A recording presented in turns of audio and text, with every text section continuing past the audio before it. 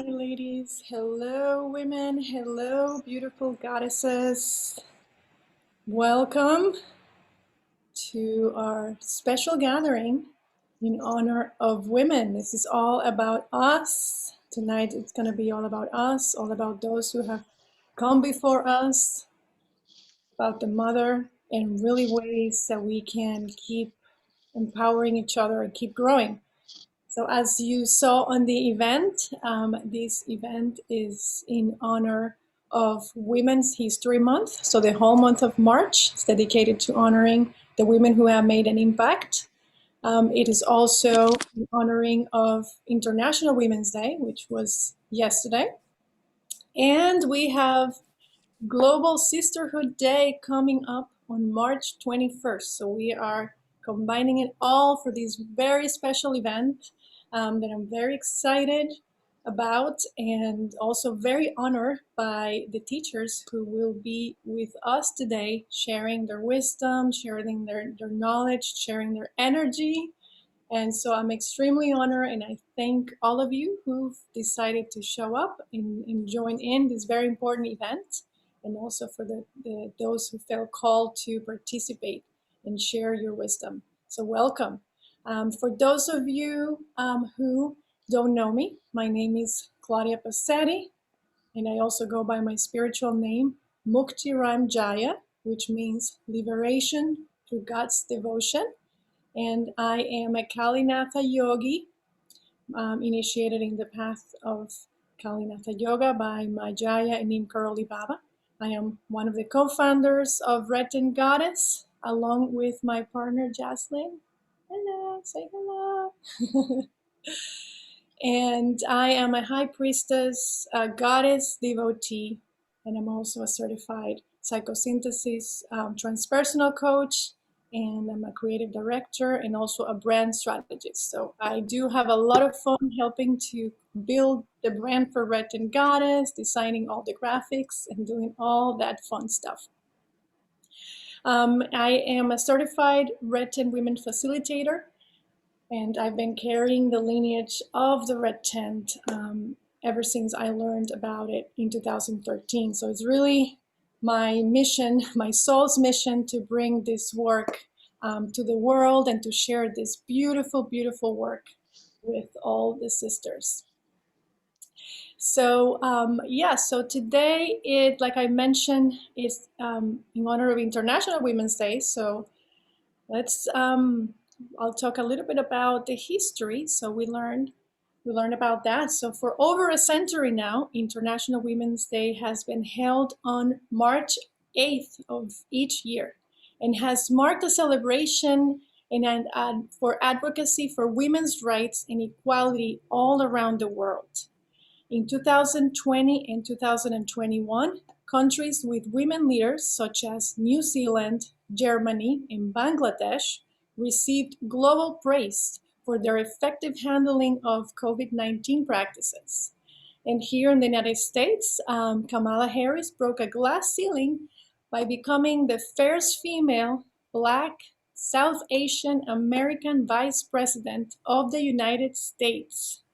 And also Scotland became the first country to allow free and universal access to menstrual products. Yay! Woo! So while this represents some incredible strides that we've made in over 100 years, we still have a long way to go, sisters. According to the World Economic Forum's Global Gender Gap Report of 2020, at the current rate of change, gender parity will not be attained for another 99.5 years. Yes, you heard it right. Another 100 years until we can breach that gap. I'm getting chills. So that is why I felt so motivated to honor, to have this event, to have the conversations that we're going to have tonight, to really be able to empower each other, to be able to speak up so that we can help to make that gap smaller, right? And, the men won't do it. They have been doing it for themselves, right? So it is really up to us to have this change and to bring change. So with that, I thank you for joining and coming and being part of this conversation, being part of this very important topic. So we need to challenge business leaders to ensure that women have fair and equitable support at work, and challenge them with about policies related to diversity and inclusion, equitable parental leave, flexible work schedule, programs to advance women in leadership positions, and also mentorship and coaching for women. So without the equal inclusion of women in business, education, health, and politics, we will not be able to solve the world's most pressing problems and achieve a prosperous, vibrant future. So we need women, we need each other, we need to empower ourselves, so that we can create that change and that shift that is already happening. The feminine is rising and there is more of that, but we need to be more proactive and need to speak up more, and ask for those races perhaps that we've been wanting. Just really take that step. We got to be able to move through some of the fears that we're dealing with. So a little bit of history so that you know how International Women's Day came to be. International Women's Day, also known as IWD, grew out of the labor movement to become a recognized annual event by the United Nations. The seeds of it were planted in 1908 when 15,000 women marched through New York City demanding shorter working hours, better pay, and the right to vote. It was the Socialist Party of America who declared the first National Women's Day a year later. And then the idea to make it an international day came about from a woman called Clara Zetkin, who suggested the idea back in 1910 at an international conference of working women in Copenhagen. They have about 100 women there. They were representing 17 countries, and they all agreed on her suggestion unanimously. It was first celebrated in 1911 in Austria, Denmark, Germany, and Switzerland. And then it wasn't until 1975 when things became official, after the United Nations recognized the day to be celebrated for International Women's Day. So the colors of International Women's Day is purple, green, and white. Purple representing justice and dignity, green symbolizing hope, and white representing purity. So that is the background on how International Women's Day came to be. And every year there is a theme. The theme of this year is Women in Leadership, Achieving an Equal Future in a COVID-19 World. The theme celebrates the tremendous efforts that women and girls have made around the world for a more equal future, with the recovery, of course, of COVID-19. And that's actually pretty interesting and significant because Red Tent Goddess was really born out of, after COVID-19. We were doing in-person gatherings for a while, but it wasn't until COVID-19 hit that we felt the call and the need to bring this to more women. And so we made it online. We brought it online. And we offered 4 gatherings, free gatherings, so that we can be that support for women, and also, so be that space, especially after the lockdown and everything that was going on. And so it is a beautiful thing to be able to, almost a year later, celebrate what we've accomplished in 1 year with our amazing membership. So tonight it's about celebration, tonight is about honoring, and tonight is about having those conversations, like I said, empowering conversations, so that way we can get out there and really stand for our worth, stand for our power, and ask for what we know we need and deserve. So with that, my loves, we're going to get started with the evening. And I'm going to begin by inviting a dear sister member and also my mother-in-law, Deborah Cooper, to read to us a poem called The Sisterhood of the Red Tent Poem. So if my mother, might be sitting here, is she here? can see all the faces. Yes, there she is. All right. Look Hello for and the. welcome. Hmm. Hello and welcome. Oh, thank you, daughter. Thank you. Oh, daughter.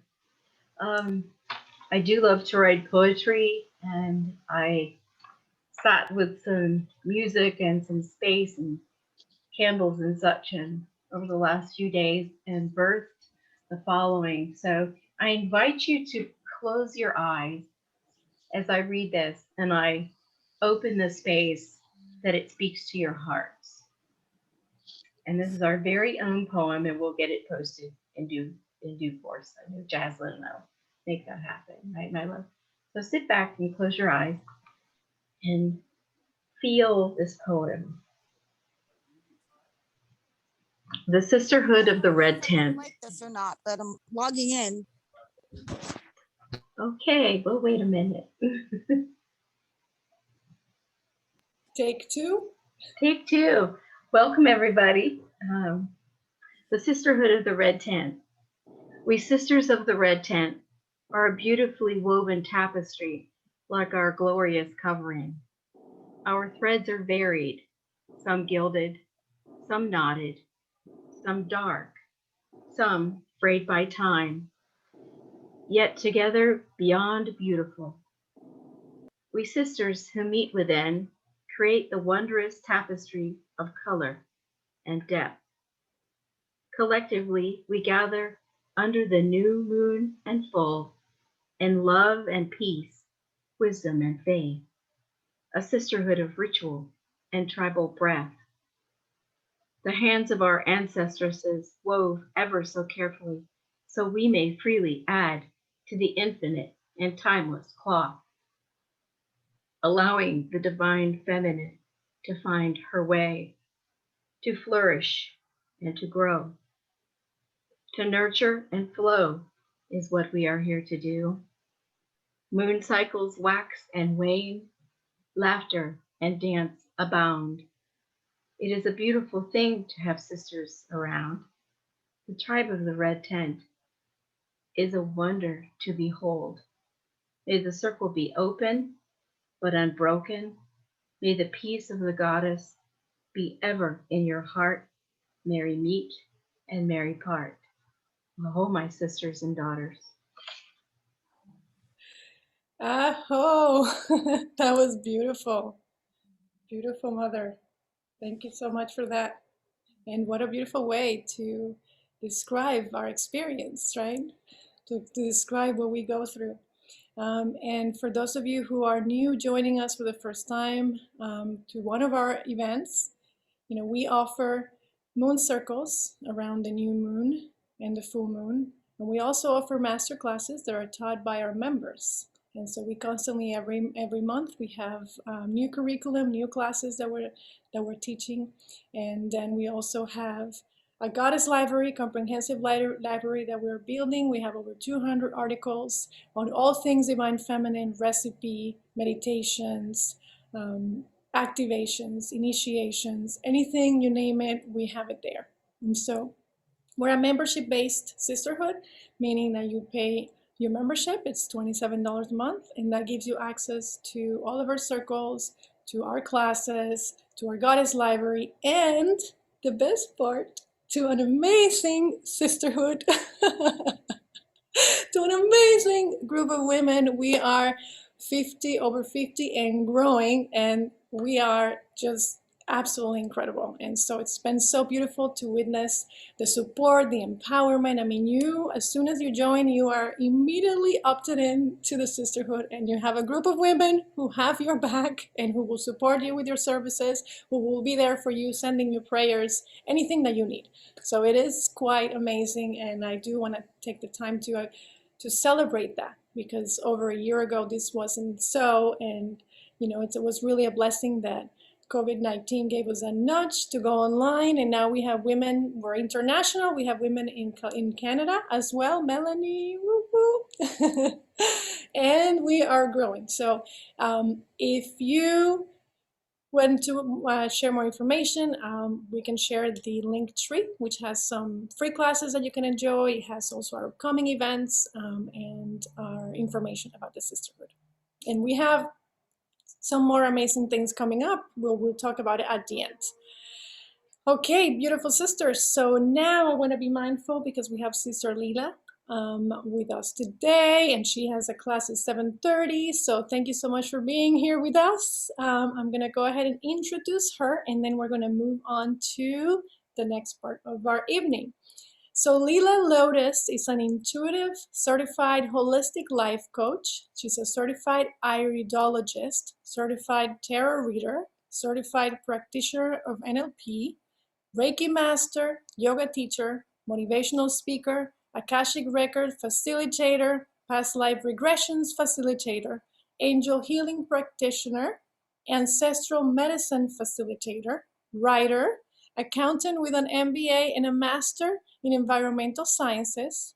She's the creator of Solution, creator of the Healer's Journey, spiritual retreats, creator of Pachawawa Children's School, creator and teacher of the Energy Healing Academy, founder and president of Project Pachamama, nonprofit organization, and the creator and teacher of a mystery school that me, my beloved husband, and a few others in here have the honor to be students of. So with that, I am so honored, and there's much more, but that's just so honored to welcome you and Lila Lotus. Thank you, sister, for being here.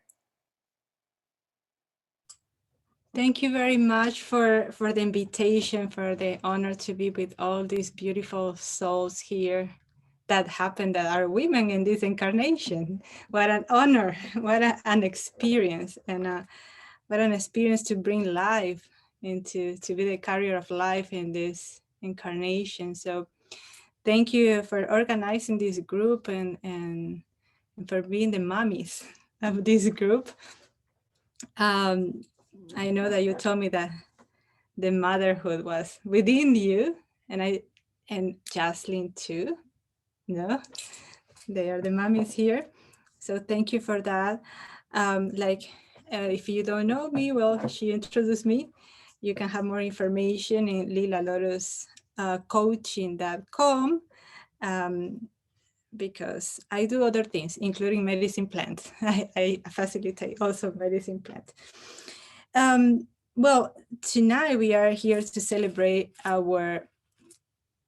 something that we have is in similar, that is the fact that we are the holder of life and that we are woman in this incarnation. And also invite you to remember that in our womb, that is a place that we were being carried, and some of you are mothers and also have been carried your children in your womb, and all of us, we have been in the womb of our mother, and womb represent what a woman is, but also womb is the home for many energies that happen in the ancestral realm. We believe that is the center of our family, that is the center of the connection with our spirit of our ancestors. So tonight, I would like that we honor our wombs and the womb of those mothers, our mothers, the womb of our grandmothers, the womb of our great-grandmothers, and so on. Just a little reminder that a soul can work for a contract of 7 souls, 7 generations. So you can count having your mother as the first generation of woman, and you continue with the grandmother in generation number 2, etc. So imagine the quantity of work that we can do, and we can extend as a mirror to the 7th generation of the descendant. And even if you don't have a child, you have nieces, you have others that are going to continue here, and you are going to become an ancestor sooner or later, right? We are always going to that path. So this is a beautiful place to really encounter with life, our own womb.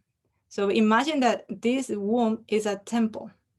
Now you have all this sacred temple inside of you, and nature help you to remind you every cycle that you have every 28 days. That we also connect with our cycle of the moon, that beautiful energy that is in our system, that is very close to the planet Earth, Pachamama. And here I ask if you have, no? I ask to have some flowers. Now with those flowers, we are gonna divide it. I don't know if you, all of you have the flowers or not. I will ask you to, yes, wonderful. You're gonna divide it when we do some ancestral, or also in some traditions, they use in, Claudia, how do you say impares? Odd? No, Odd number. odd numbers, right? Yeah, we use odd numbers. So you can have 3, or you can have 5, or you can have 7. We are going to separate it in 2 groups. One group is going to be consecrated for your womb ancestors, for all the women in your ancestral lineage. And the other group of flowers, we are going to consecrate it to have a bath where you're going to, this one you're going to do it at the end. Okay, I'm going to explain you what you're going to do, because it's beautiful to close anything that is related to women with this ritual that is very is practiced in the Amazon. So we boil, I'm going to explain you first the last part, and then we go for the first one. We boil an odd number of the flowers, and with your finger, with this finger of your left hand, okay, this is going to be like the indicator. This is going to be like your magical wand. Okay, so with this one, you talk to the spirit of the plant, because every plant has an elemental that is the spirit of that plant. So it's not just doing a tea, oh, beautiful, and I drink it. We always try to connect with the spirit, and with our finger, we trace any symbol that comes to your heart. It can be a Reiki symbol, Chokurei, or it can be even a triangle, or if you're a Catholic, a cross, or whatever symbol that comes. All the symbols are sacred if it comes with that intention of sacredness. So you're gonna do this operation to the elemental, indicating that you want to esteem your vagina, no? So you're gonna boil that, and you're gonna put it down, and you're gonna let that smoke, no? The vapor of what you're boiling get into your temple. This is for cleansing our temples inside of us, because with these modern times, we forget that these temples need also to be cleansed of energies that we carry from sexual relationships, from toxic relationship, from any energy that interact in this beautiful space that is created for life. This is the last part. And while you do that, you can stay some minutes, the minutes that you can really sit over there. Well, in this case, if you have a pot, you have to do a squat or something like that, or go to a chair, like in our places we have this kind of chairs that have like a hole in the middle, and to have the steam and enter the steam. And we pray anything. It can be a mantra, it can be any sacred prayer, or even a prayer that comes from your heart. It's good also to do that while you let and you ask for cleansing, because you're going to ask for cleansing all this area, cleanse my temple, cleanse all the areas, cleanse my uterus, cleanse everything that is inside of me that makes me a woman. And with the other tea, because I have to go in 3 minutes, I have a class. With the other, we're going to prepare a tea. And with the same operation, remember, this is going to be your magical wand. You're going to ask for harmony in your ancestral lineage of all the women, and you start to ask for all the women. You start to name your mother, the grandmother, the other grandmother, the great grandmothers, if you remember. And if you don't remember, you just call them grandmothers, great grandmothers, and all the generations that come before me, to be in harmony. And you can do even circles, because circles, remember, that unify the energy, and also circles remind us the belly, the round belly, that where the baby was whole. So this is what I normally do. I know that right now we don't have time because it's very quick. I would like to have more time, but this is how we do. I wanted to show you, or to explain you in this case, and also to remind you that there are fruits for our womb.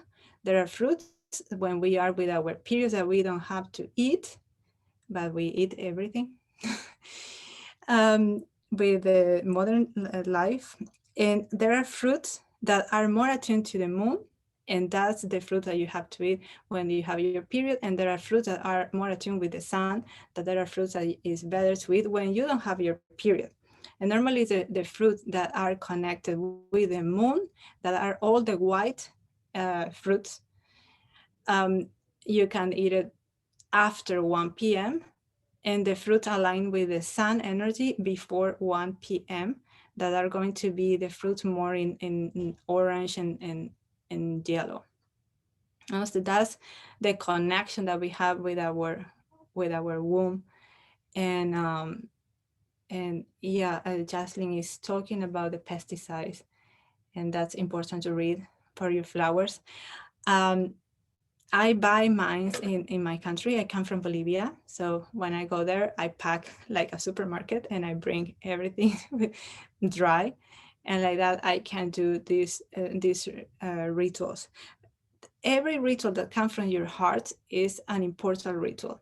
And the connection that we have with our ancestors, and the connection that we have with our inner temple is very important. And we denigrate this part because they taught us to, that is this is a place of it's a dirty place. You know? So in this, when you do that, it's like allowing to be a clean place, to be a place of light, to be a place of love, to be a place of that welcome beautiful energy. Okay, so I have to go now. I was honored to be here. There's my students are waiting for me, and anytime I can come back and explain you a little more. I will be offering as a womb healer training for those who are interested in working with the womb and to align women to work with that energy. I facilitate womb healing ceremonies, but now I'm trying to be on the second row and to teach so other people can be on the first row and I be on the second row. Is the time for all of us to be there. For me, it's time to back up, but for all of you, it's time to be in the front line. No, so with that saying, thank you so much and many, many blessings. And what an honor to be a woman here with this beautiful group of women. And Sister Claudia, thank you for the invitation. Jocelyn, thank you for the invitation too. And see you very soon. Many, many blessings. Many blessings, Thank sister. you. And thank you, sister. So I'll connect with Lila and just get more information just for the ritual in case we didn't get all the information. And so we can do the ritual with a little more time in case you have any questions. But basically, we boiled the two. Do we boil one pot for the two? Yeah, we boil one part. It has to be odd numbers, remember, 3, 5, 7.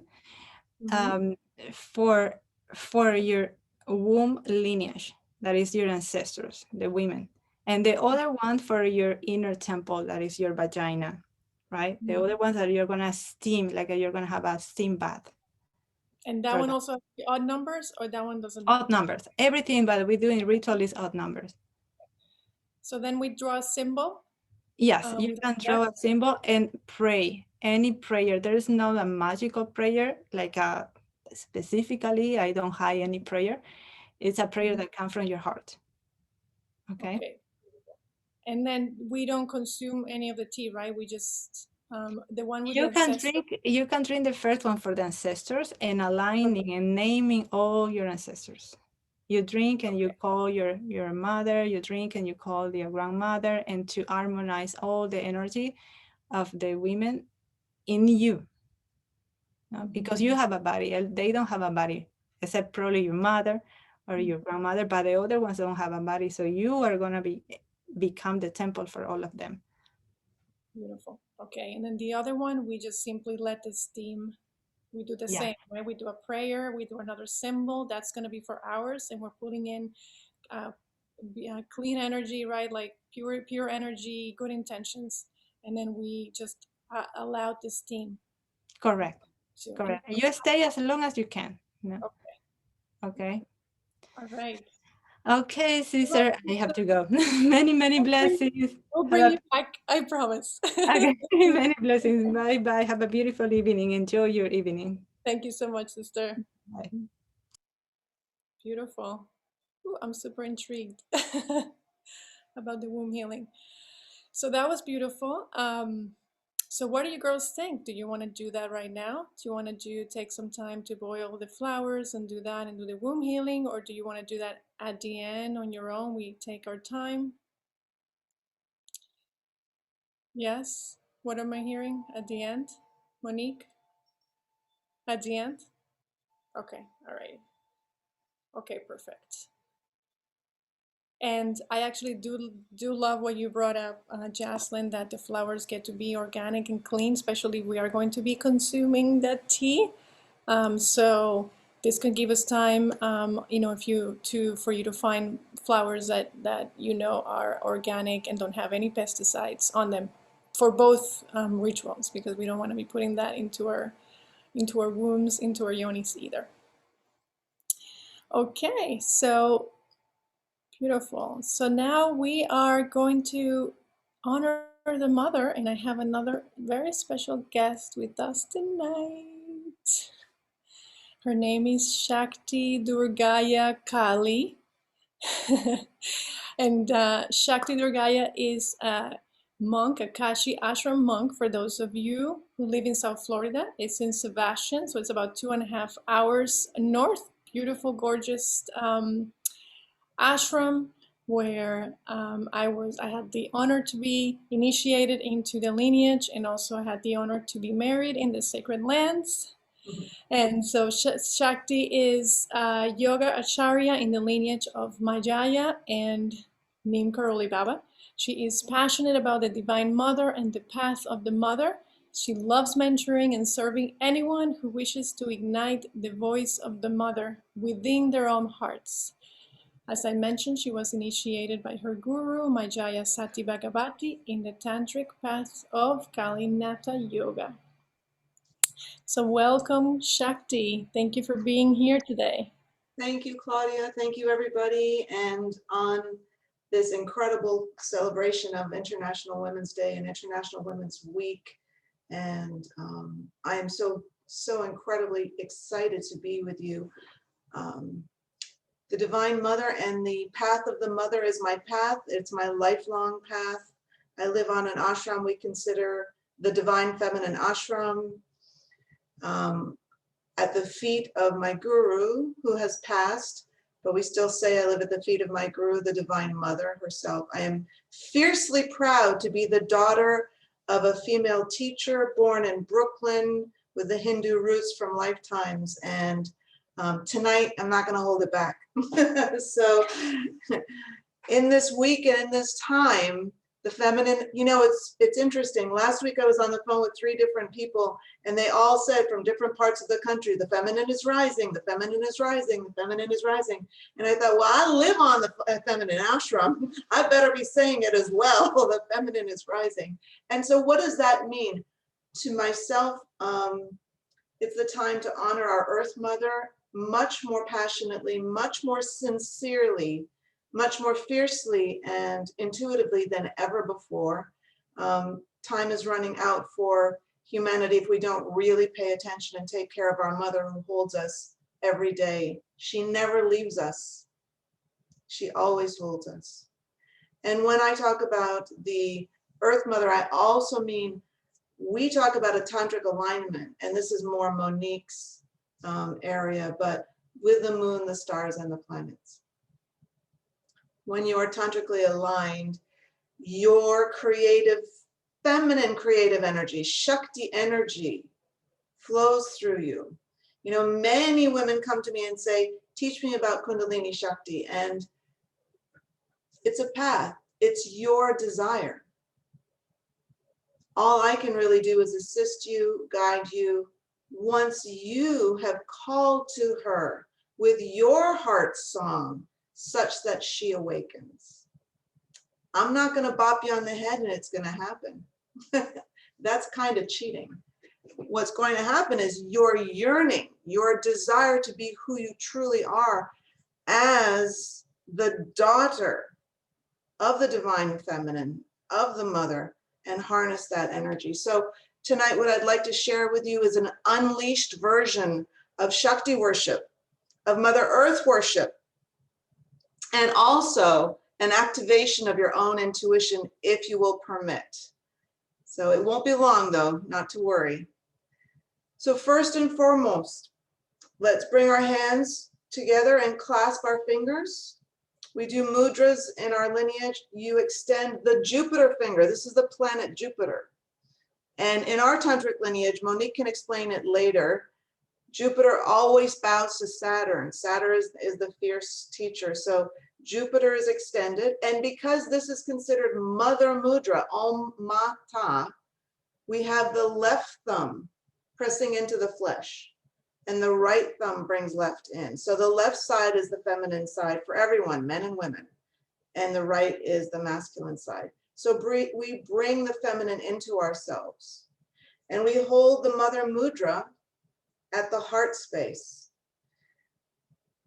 And we take a deep breath in of all the mothers blessing us. We ask that our own Shakti energy, our divine consciousness energy, your birthright, be activated and awoken. Take a deep breath in and exhale. And say a prayer inside of your heart for yourself. It can be anything. Mother, know me. Take a breath in. Or Mother, see me. I like to say with tremendous humility, Mother, teach me. Show me. Because when I fall into that space of humility, then she really comes into the space. So deep breath in and out. And the chant across many paths, many countries, many borders is the universal term for mother, Mata. And so we chant like this. And I'd like us to drop into a deeper sound so that we can find our womb voice, that voice that lives in the womb space. Sometimes we get caught up in stress and we start to talk really high and fast. I'd like you all to take a deep breath in. Exhale with a humming sound. And again, deep breath in, and we're going to lower it.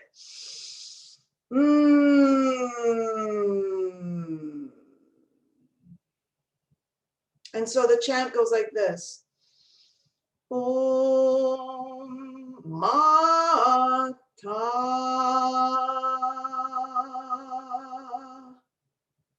So join me in 3 versions, inhaling.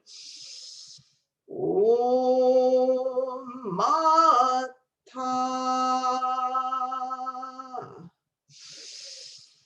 Om Mata.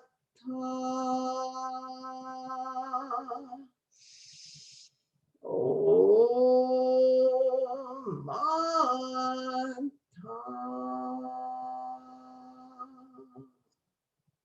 listening with your left ear tonight. We're also going to open up the inner ear, the third ear. Breathe in and out, listening with your left ear to the heart space as I continue to invoke Ma, Ma, Ma,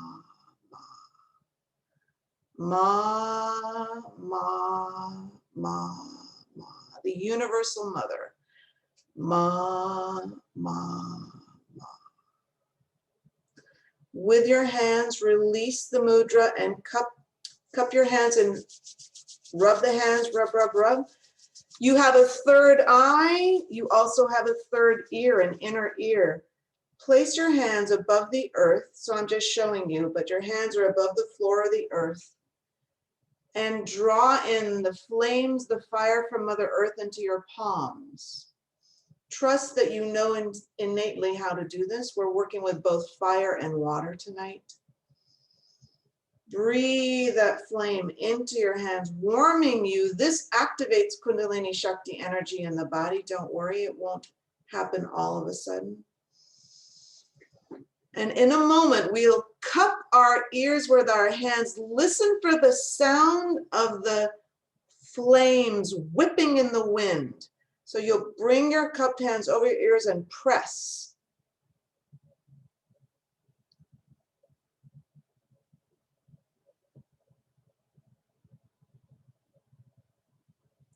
And release. Let's do it one more time. So we're not listening to the sound of the ocean. Sometimes we do that. This is the whipping wind in the flames, the fire. Hold your hands above the earth. Call the Earth Mother's flame into your hands. As her daughters, you know on some level innately how to do this, and cupping your hands over your ears.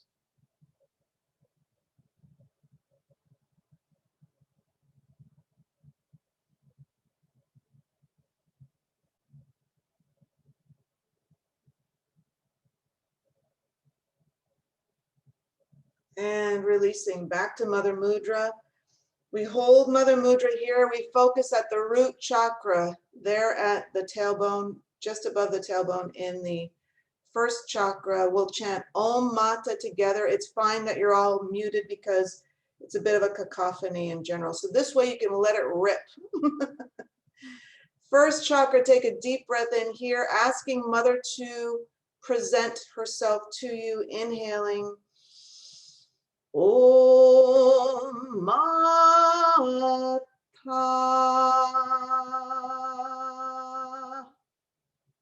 Rising into second chakra, womb space, inhaling.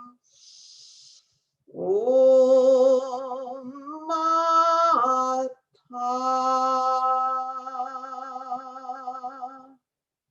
Rising into solar plexus, the seat of your power, fire in the belly, inhaling. Om Mata.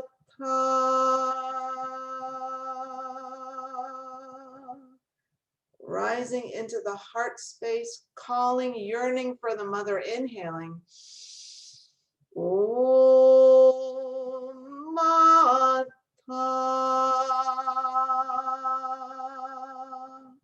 Rising into the coolness of the throat, which is actually the passageway to the heart. Inhale into the throat. Om Mata. Gently entering the third eye space, inhaling. Om Mata.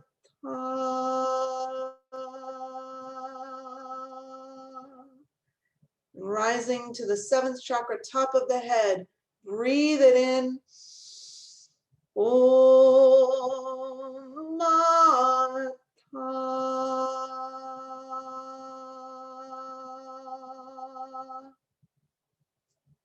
Raise the mudra, lower it, raise and lower. Inhale, exhale. In, out. Igniting the fire in the belly, the seat of your power with the open heart. That's the definition of Shakti. the center of your power with the open heart. Love and power equal Shakti.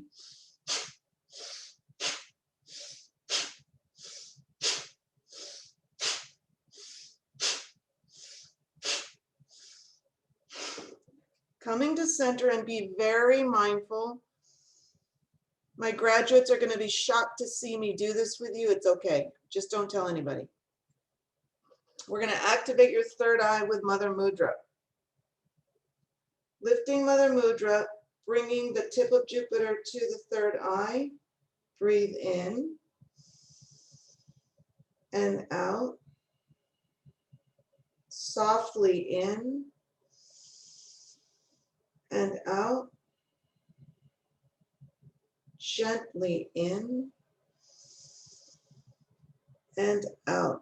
Release your fingers, release your hands. Notice if you can still feel the tips of your fingers on the third eye. Bring your complete attention here with your eyes closed. This is an ancient tantric practice to activate your intuition. Focus on the space of infinity all around you. Spaciousness, the cosmos. Draw that space into your third eye where you still feel your touch at the third eye. Bring it into your third eye. Breathe in and out.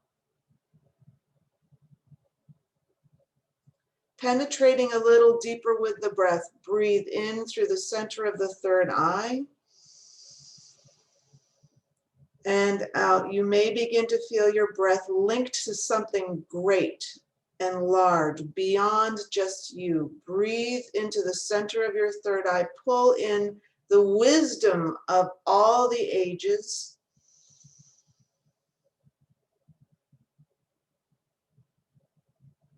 Breathe a little slower and deeper into the center of the third eye. This brings you a longing to dance with your beloved. And exhaling. Learning to harness Mother's Shakti. Breathe really deeply into third eye. And out. One more time, learning to harness the Mother's Shakti. You are about to enter the home of your own soul, the spiritual heart.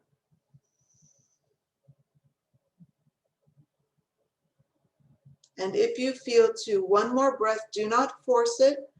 It's potent enough, there's no effort needed. Now let your breath relax. Stay with this moment. It is in the state of this breath awareness your intuition gets activated. Intuition lives on the cosmic breath of timelessness. When you're ready, just slowly start to return to your relaxed body. Every anointed part of you, anointed with your own Shakti, your own breath. You've been initiated into this. Feel how the Shakti of the mother is related to your life, how it flows through you.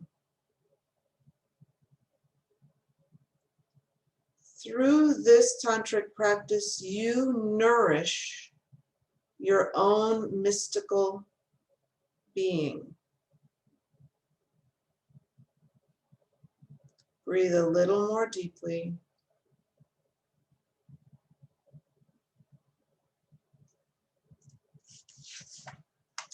And bring our hands back to Mother Mudra at the heart.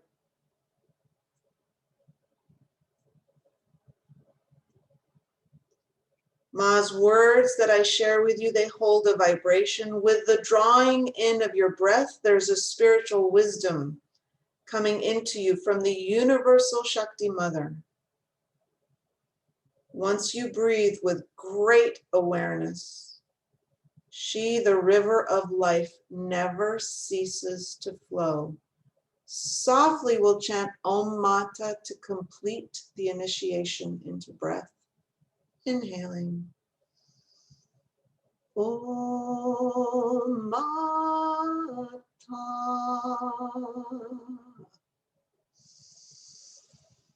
Om Mata.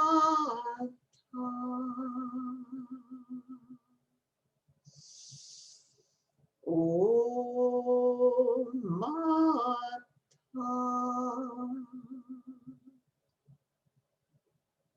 Just rest here for a moment. Just be with this moment. It is only with the permission of my Guru Mother, Ma Jaya, and only by her teaching and taking me into her heart that this moment is possible. I honor all the women teachers, the women wisdom keepers, the mothers, the daughters, the crones. In the name of my Guru Ma Jaya, I honor and bow to this moment. Namaste. Don't drive for a few minutes.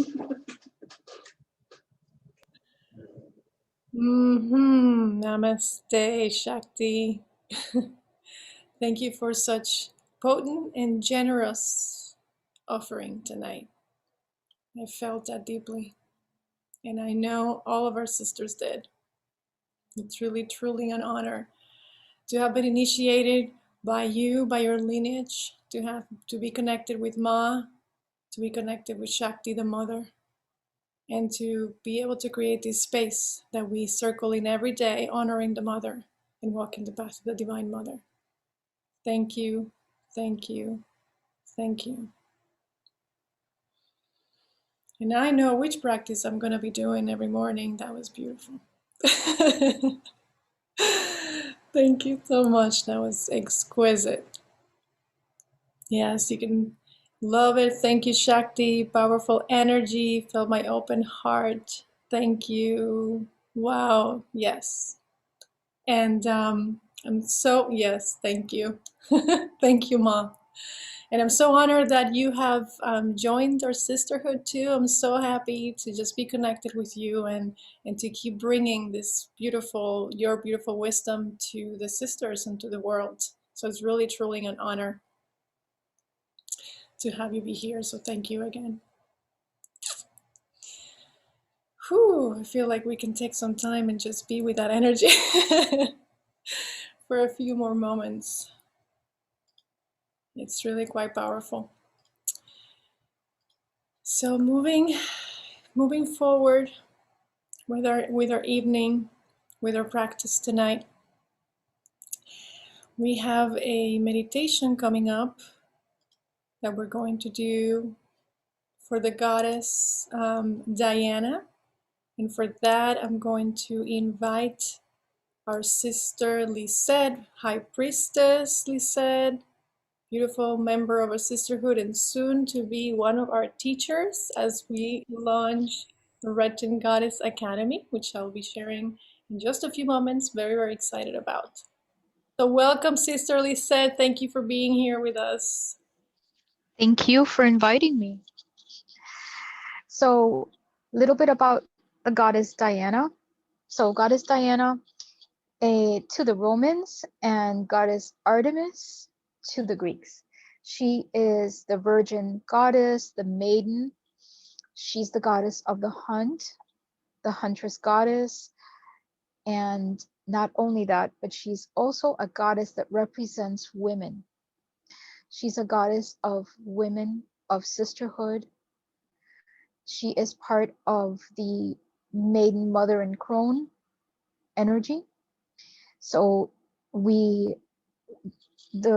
what we just did right now is so beautiful because we connected to the mother, and now we're going to connect to the maiden. So I want everybody to relax. We're going to have a visualization where we get to connect to the beautiful energy of the goddess Diana. So if everybody can close your eyes, I'd like everyone to take a very deep breath. Deep breath so that we can relax. Not that we don't need it, we're already pretty relaxed as it is, but we're gonna go ahead and relax a little further. And we're gonna take another deep breath. And I'd like us all to visualize ourselves in this beautiful forest. Notice how the forest is lush with trees and plants and beautiful green grass everywhere. And as we're walking through this forest, all of us together, this whole sisterhood, we're going to gather together to welcome the goddess, to gather ourselves in harmony, in sisterhood. We continue to walk until we see a clearing and we notice some stones on the floor. We gather together in the form of a circle. I want you to visualize that you're holding hands with one sister on the left and another sister on the right. And as we gather together in this circle, we begin to connect our hearts and unite as one as we call the goddess Diana to come to us, to our sacred circle. As we connect also to the energy of the new moon that is not that distant from now, we feel the beginning of the energy of the new moon as it touches our hearts, as it touches our space. And in the distance, we look and we see a radiant, beautiful goddess who is coming toward us with one of her sacred animals, which is the deer.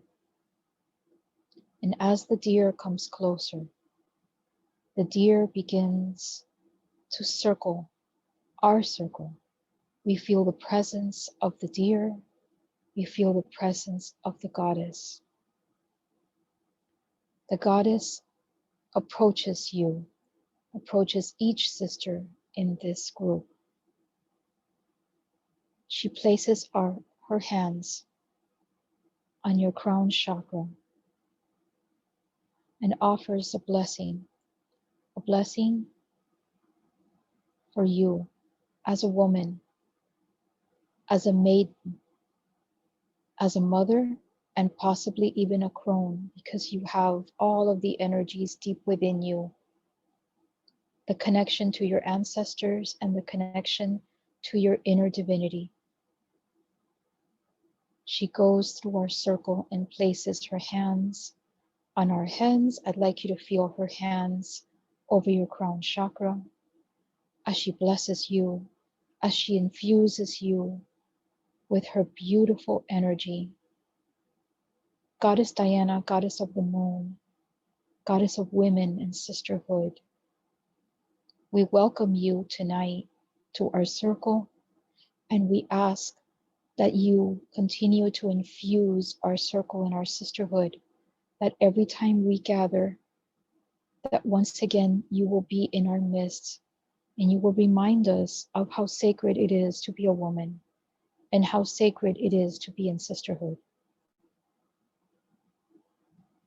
As she goes around the circle, blessing us, and she reaches the last sister in our circle,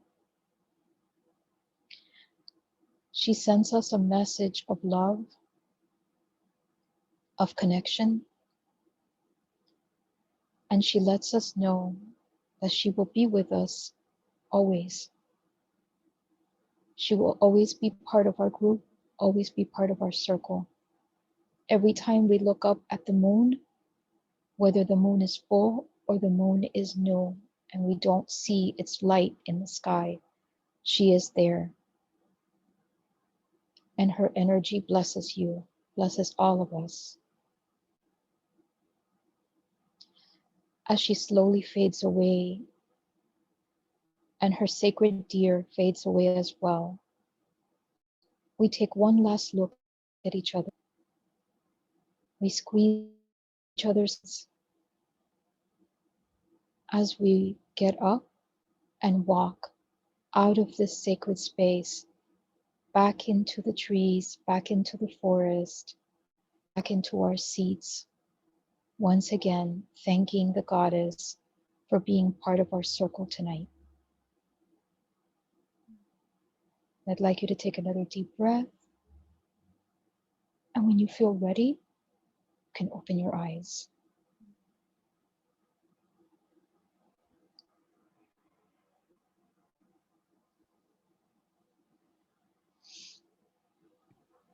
Mm.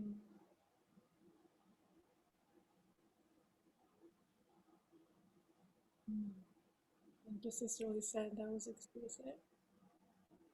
I feel so full already. An hour in, and I'm flowing. Thank you for asking me. Thank you. Of course, thank you for such beautiful meditation. And I have to say, I do love and enjoy so much seeing our sisters share with all of us. You know, this is part of what the sisterhood is about. That we get to share our gifts with each other. And particularly tonight, we had so many amazing teachers and women that were sharing their gifts with us. So I appreciate and honor each of you. Thank you for sharing your love. And for those of you and connect with Goddess Diana, you know, this is part of what we do every circle, every moon. We go deeper into learning about different goddesses so that we can incorporate them into our lives and learn from their wisdom, receive their blessings. And we are actually in the works to launch Red Tent Goddess Academy. And Lisette is one of the teachers. Marlu is going to be another one of our teachers. So we're going to be launching 2 certification programs. One is the Enchantress program and the Priestess program. So we have an introduction event that we're putting together for you. Thank you, Jocelyn. There is an event for that in case you are interested to learning more. If you want to go deeper into these practices, make sure to register, and we're going to talk about what our program. They're both yearly programs that will take you deeper into the divine feminine, into goddess practices, and we'll also teach you how to hold space. So we're very, very excited about that. And in addition to the academy, we also, and in following the conversation of International Women's Day and honoring women, right? We also get to honor our little ones. We get to honor our daughters, those who are coming right after us. And so with that, we are going to be launching Daughters of the Red Tent. So it is going to be a group for teenage daughters, women who have already started bleeding. And we have beautiful Sister Melanie and Sister Claudia here who will be leading those groups. And so we also have an introduction event for that. We are working on putting that together. Or is that already? No, it's already there. Perfect. So we have an introduction event for Daughters of the Red Tent. So if you have daughters or nieces, or if you know anyone who has a daughter who may benefit from learning about cyclical living, learning about how to honor their cycles, learning about the ancient wisdom from the Red Tent, and you want them to get started, and you want to get initiated with that, then definitely let them know about Daughters of the Red Tent. And it'll be a space for them also to, for them to be with girls the same age who are dealing with similar issues. And, every month it'll be a different topic. that it will be covered.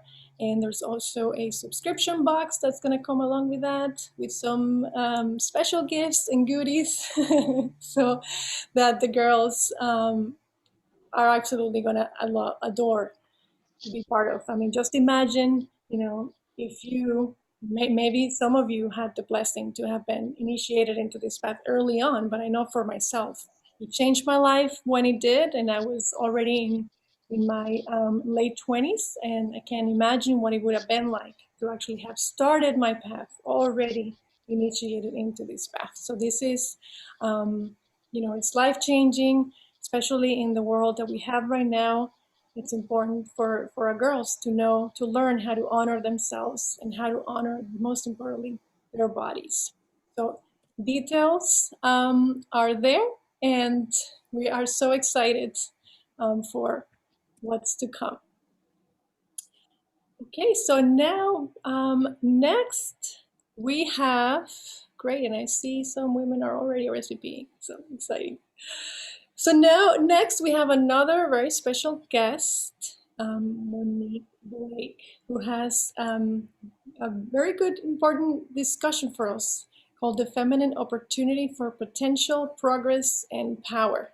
And if you were here at the beginning of the circle, you heard me say that if we continue at the rate that we are going right now, it's going to take us 99.5 years for the gender gap to close. So we still have lots to go. Yes, we can celebrate a lot of wins, but we have lots to go, and it's up to us to make that change. So this is why I was really inspired to have this this gathering and have this very important conversation, and I'm really excited to introduce you to Monique.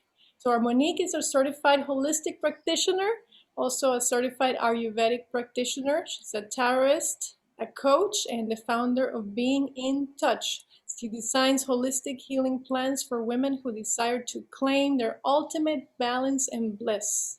Monique has over 23 years of experience in the holistic health field and is passionate about inspiring people to commit to a new possibility for health and wholeness. She is also our resident astrologer, and typically during our new moons, she gives us the whole outlook of what's to come in the stars, and she's absolutely amazing. So welcome, Monique. Thank you so much for being with us today. Thank you, Claudia, and I am very happy to be here from my new home in Palm Springs, California. So I finally made it out. And of course, I'm always happy to be here and to speak with my sisters.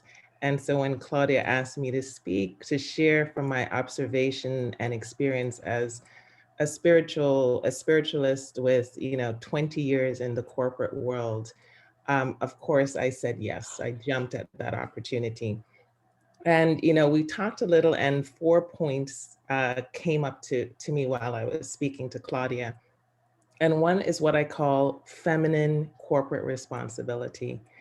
The other one is about this power play, and the power play specifically is through the recognition of our worth. I wanted to talk a little bit about, very briefly, women-owned entities. So because so many of us here and so many women now more than ever are stepping into the role of being business owners. And finally, just very briefly, rewriting our stories, right? To secure our progress and our power. I am really presenting these topics. I'm purposely not making any conclusions, because these are points that are meant to spark conversation and include your input and your experience as well. So with that, I wanted to start with the first point. And the first point is what I call feminine corporate responsibility. One of the, when you think about history, and there are different points in history, but one major turning point for women in the workplace came with World War II, where women stepped into manufacturing jobs to replace their male counterparts that were going off to war. And I think everybody remembers the Rosie the Riveter poster She's wearing the men's overall and the red bandana. And it was, "We can do it." Those posters, "We can do it." So that was a great opportunity. Where we had an opportunity to kind of really expand on this as women now in the workplace, um, is that we stepped into these quote unquote male roles and we perpetuated this masculine dynamic, right? We focused on and really got very involved in this focus of individual achievement. You know, it's our rise to the top.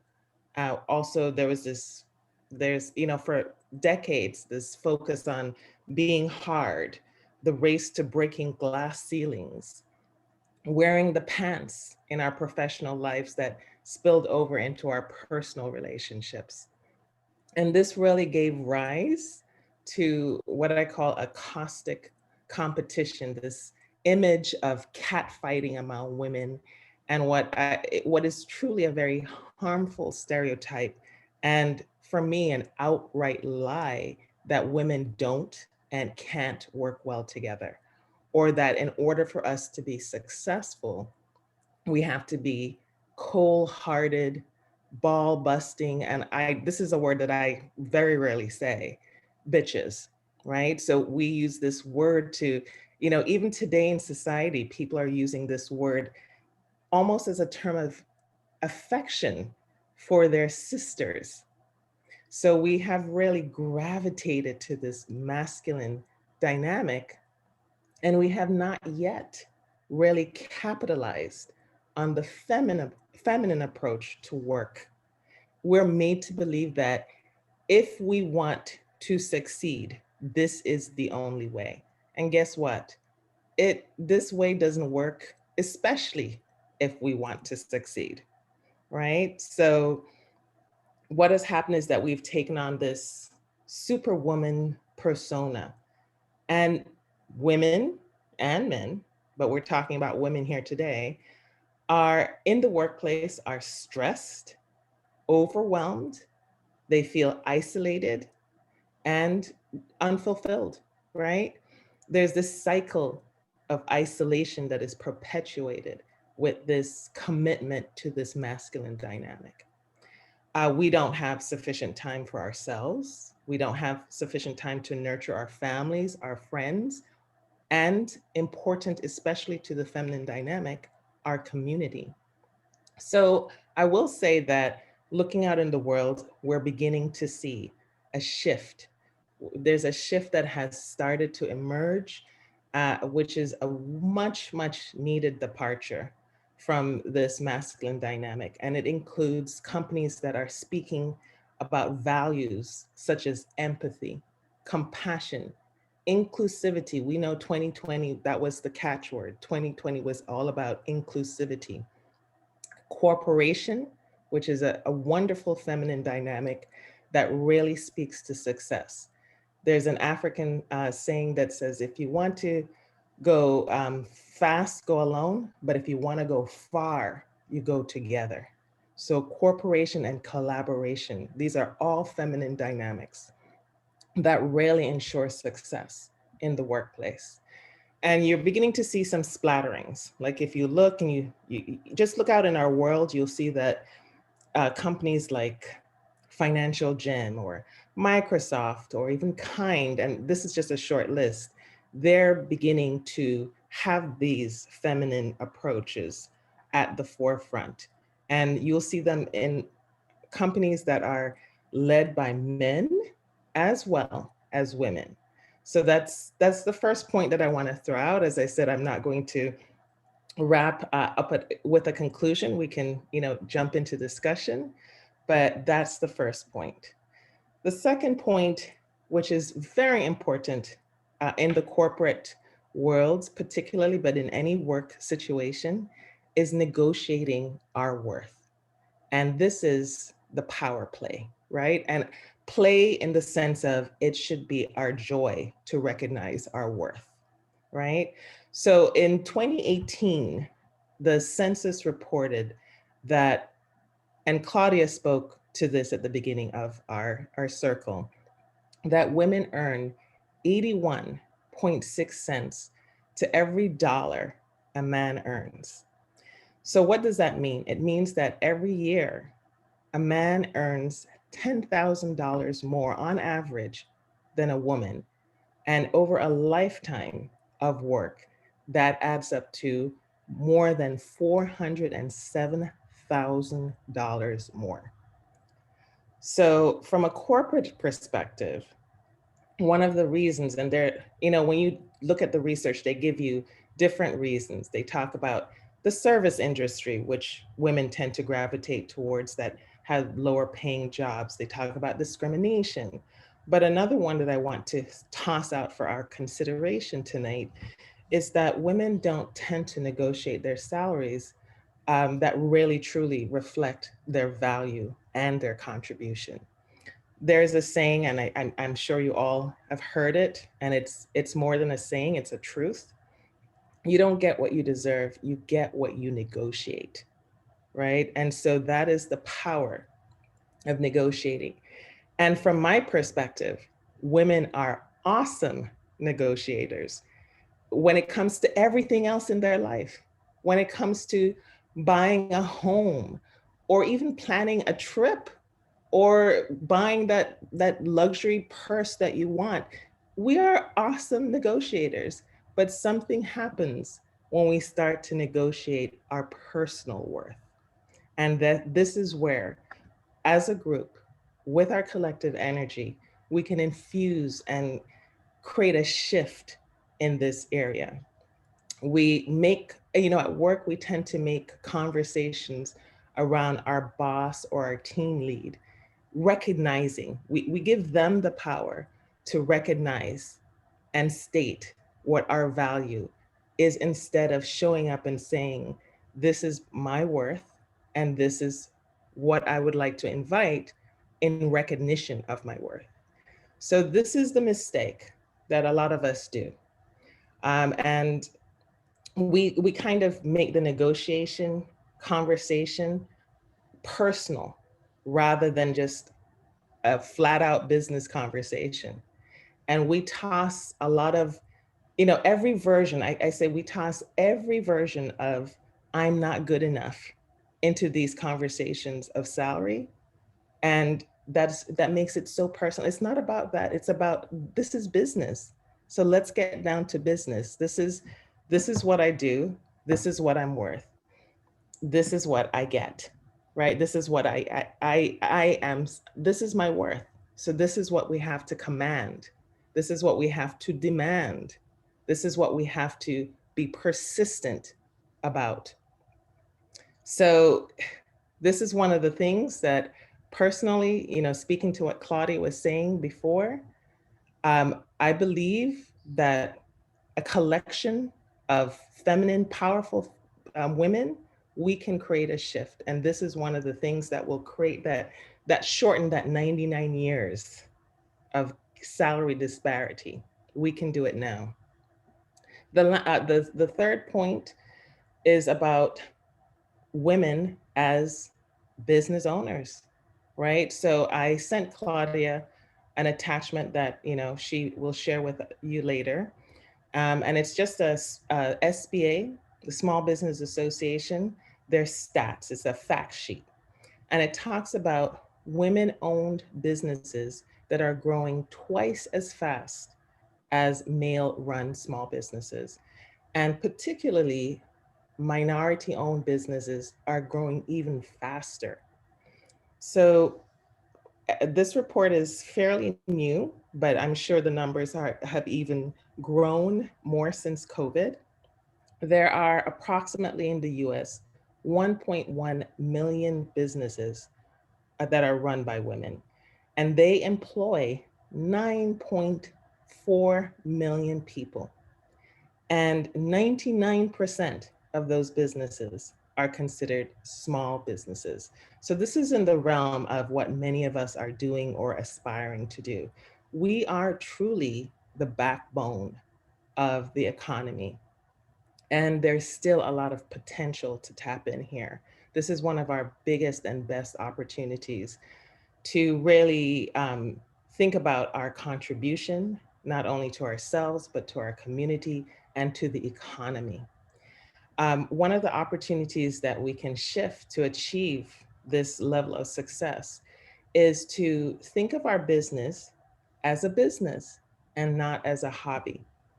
And what do I mean by that is that so many of us have a passion for something and we show up and we want to offer it to the world and we don't put it in a business template. So, we're still running our business as a hobby rather than a business. So many of you know that I spent so much of my time as a massage therapist, as well as I used to run a massage therapy program. And I designed the curriculum and we had a business class. And one of the things that we talk about is this, because so many of massage therapists are women. And people were really bothered when I said this. And it may rub some of you as well. And I really love that, because then that means this is something for us to talk about and think about. And one of the things I would always tell them as a rule of thumb is that we can step away from giving away our service, right? We can stop giving away services. You can give away products. You can share juicy, helpful tidbits of information and education to your heart content. But there is this kind of pattern where you see a lot of women that gift away the sweat of their brow and they come up short in the end. We have to be someone that is able to sustain ourselves regardless. And so people always interpret that as I'm saying, don't give away. That's not what I'm saying. I'm saying be strategic so that at the end of the day, you are well provided for and you have openly shared something of value to someone else without giving away the sweat of your brow. So there's another opportunity. There's a great book. Really loved this gentleman. The book is called The E-Myth by Michael Gerber. I saw him talk once, and fortunately I was one of the people who actually read his book, and he started off his conversation by saying, by the end of my talk, 50% of the room will love me and 50% will hate me. And he nailed it, because what he said was something that is so fundamentally important that it really gives people a chance to consider where they're standing and how they're moving forward to this idea of success. And one of the things he talks about is that the number one thing that we can do to damage the growth and success of our business is to try to be everything in our business. We want to be the technician, we want to be the manager, the administrator, and the entrepreneur. He says, pick one, decide what role that you are the best at, and get people, whether you hire them or they're there to support you, to do the other roles. That's the way to succeed. And this is where a sisterhood like this is a precious resource, right? Because we can support each other with skill sets that are not necessarily our strengths. So that's a great book if you ever want to read it. And of course, as the resident astrologer, I have to throw in a little astrology. So this is my final point. And it is about the importance of writing and retelling our stories, our herstory, right? So there's a class that I teach. I haven't taught it in a while, but it's a chakra class. Claudia knows it. And one of the exercises that we do in that class is that we take a myth that we've heard for thousands of years and we rewrite it for our personal power, our personal progress. And we rewrite it and we retell it in our version. So one of the stories, one of the things that I've been doing as an astrologer is I'm making a very conscious choice to reconsider something as simple as the traditional views of the planets. And I'm starting to look at every planet and looking at their yin aspect, particularly the planets that are traditionally viewed as masculine. And when I think of the most masculine planet, in my opinion, there are other ones that are very masculine as well. Well, I think of Pluto. I find Pluto to be equally yin. I really do. For me, Pluto represents the underworld, and as Shakti and Lisa spoke to before, Lisa Lotus and Shakti and um, even Lizette, we're talking about the underworld, which is the belly of the earth. It's the Pachamama, it's the earth, it's what makes us. And the concept of earth is very feminine. It is the womb, as we have mentioned so many times tonight. I'm always thrilled and amazed that we don't have conversations. I didn't speak to Lisa Lotus. I didn't speak to Shakti. I didn't speak to Lizette. I spoke to Claudia. And still, we are always on the same thread, the same theme of this womb energy, this womb of this channel of rebirth that it presents us with. And so this Pluto myth is a very powerful one. And one of the goddesses, Persephone, I really think of her story, and there's so many different versions of it, right? This is one of the oldest myths. It goes back to 650 BC. And so when we hear the story, we hear of this very masculine domination. It's the rape of Persephone. It takes away the ultimate taking away of power for a woman. But there's other versions, and there are different versions of the story. And one of them speaks to the mother-daughter dynamic and the need to be the protector of the daughter, and sometimes being a little bit overprotective of the daughter. And so you have Persephone that goes to, the side of the lake to look at her reflection as Hades comes along and invites her to the underworld.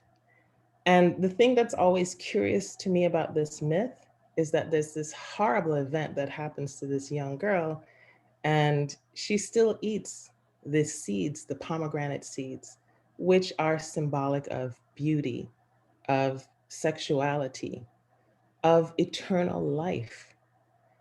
It is imagined to be the apple that we speak of in Eden.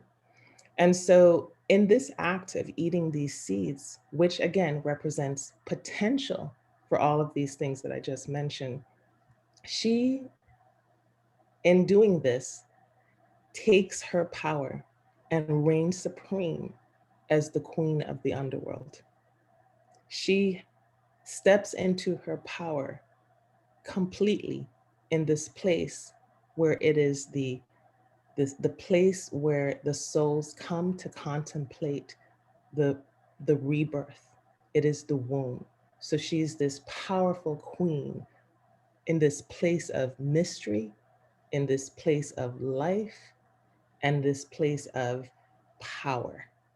And so with that, this is what I'm tossing out for us to consider from a feminine perspective, our potential, how we can support each other in our progress, and how we can play with our power and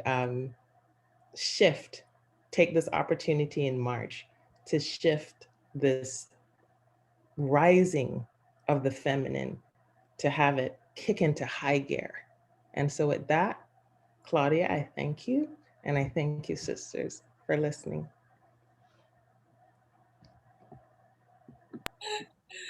Thank you so much, Monique. You're so incredible. And I just knew, right? I just knew you were the right one to deliver this message that you share with us today. That was really incredible and on point, really, really on point. And I was excited about this piece because This is what we can take away with us, right? So we can empower ourselves and then either have the conversations that need to be had, just like you mentioned about negotiating, right? Or maybe empowering a sister that needs the support. Just like Lisa asked and she received double of what she had asked for, right? That's great. So now you have that empowerment. Woo! And maybe there's another sister that you can be a space for so that she can get her worth, right? Because when we do that one by one, is when we'll be able to bridge that gap. So now I want to open it up for discussion. I want to hear from you, and you can share from anything that we've talked about today. Maybe there's another point. I know Jaslyn was bringing up a few points. So if there's anything that you feel needs to be brought into the light for us to discuss. It can also be about celebration. We can celebrate your accomplishments, anything that you've accomplished. You can also share from what is a challenge that you're facing right now, and that you think you need support, or maybe it's a challenge, right, that has to do with this conversation that we've had today. And so so I want to open up the floor. I want to hear you. We've given you a lot today to think about, to ground into, and now we want to hear you, because it's when we complete the event and we go home tonight is the impact that we are going to make outside, right? That is going to make a difference. So opening it up, who would like to share first? And who's the brave one? Who's the brave one's gonna break the ice? Hi. Hi, Jess. Hey, so that was amazing. There have been so many lovely, powerful women that have shared tonight. I'm so inspired being in all of your spaces and going through all of the spaces we went through.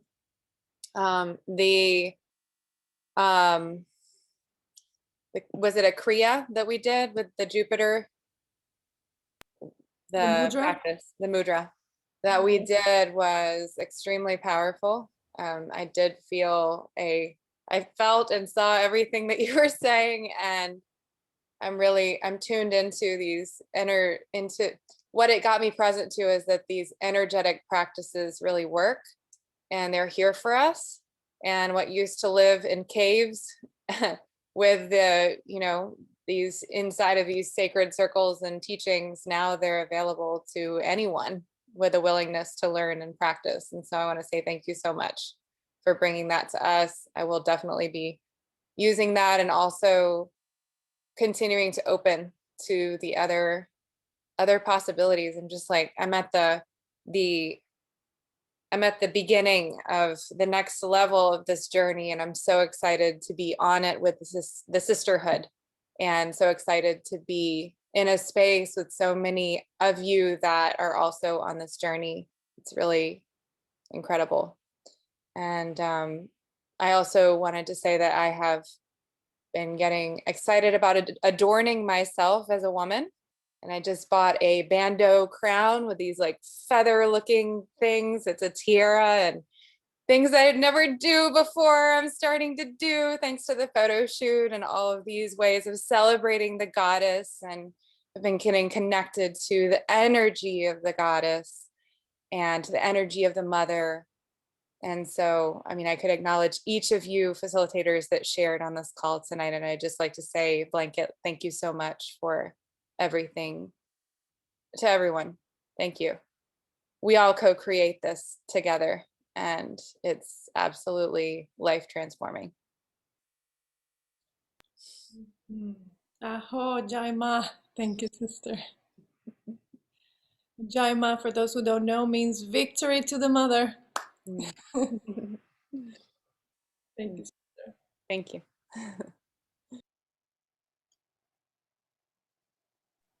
Hi, this is Lisa. Hi, Lisa.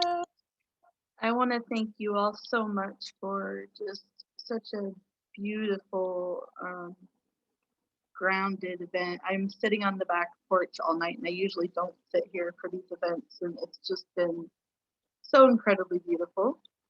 And it's a little dark, so I was putting my moon so you can see me. My little moon that Claudia gave me. But I want to share, just because we're in this sisterhood and I want to empower you all. This wasn't just a little raise. I asked for $5 an hour. They gave me $10 an hour. And they said they really appreciated all the work that I did. And I even questioned asking for $5. I had to talk myself into it. So do it, do it, do it, do it. You're worth it. And you'll be rewarded in ways that you never thought possible. And I mean, that's a sister knew I was in need and sent me $300 today out of the blue.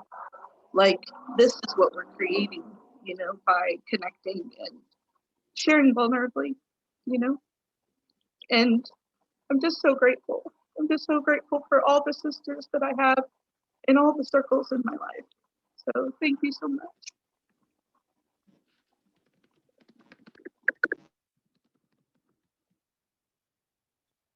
Thank you, sister. Thank you for your vulnerability and for that inspiration. You're an inspiration to all of us. This is Galia. Hi, ladies. And I just wanted to say hi. I just wanted to say hi. And I wanted to say, Lisa, I feel you. I feel the struggle of asking for my worth, and I'm so happy that we're bringing this up here, because that's like a loving and safe space to talk about it. Like, I tend to be so independent in my life, and coming from a business career, I've been through a struggle of like living a life of artist. And I just wanted to say to you, Lisa, you're so worthy, and all of us get to understand our worth, because you're talking about 5-10 hours per hour. And I'm sitting here thinking that I'm shaking every time now when I'm asking for 150. But who made the number? You know what I mean? Like, who is making the number? Like, as much as we grow in our inner worth, that's how much the outside world respond to us. And it's just a number. If you think about the life from the perspective of we're just a flash in a lifetime, then all of a sudden all of this just becoming a beautiful, dance or a game. So like, coming from this perspective, like, what are the numbers? And I also want to speak into, so I invite you to really, not be afraid, because your people are not gonna walk away from you ever. And you also get to be a yes for the people you're working with. That's why lately I've been choosing not to work with many people, but maybe work with a few, but still giving them my 100%, and be paid for what I deserve. And it's still a work. And what Jocelyn said, I appreciate that you shared that. Oftentimes also, yes, I got to learn that when I do stuff for free, I do it from all my heart, but not everybody willing to receive the stuff when we're doing it for free. And people do not invest that much of the effort. I don't know why. I even learning about myself, when people giving me stuff for free, oftentimes just hanging there, and I'm not taking the opportunity to finish the course and stuff like that. So it works both ways, I guess. But I just wanted to say thank you. I'm happy to see you all. And it's very important for me that we have this space. Thank you again, Claudia and Jaslyn, that we have this opportunity to come together and talk about things that are really important to understand. One of my things, and if anyone feel called to reply in private or however you will feel, is that I've noticed that I'm losing my, in a sense, in a way, I'm losing my worth when I'm coming into relationships. Even though I love and respect men a lot, but I have a tendency to vanish in relationships and kind of like giving it all. So if any of you, I'm very open for the feedback, because that's something I'm going through right now. And I would appreciate if any of you can share with me tools, how not to do that, and how to create the balance in that. And thank you for listening and holding space for me.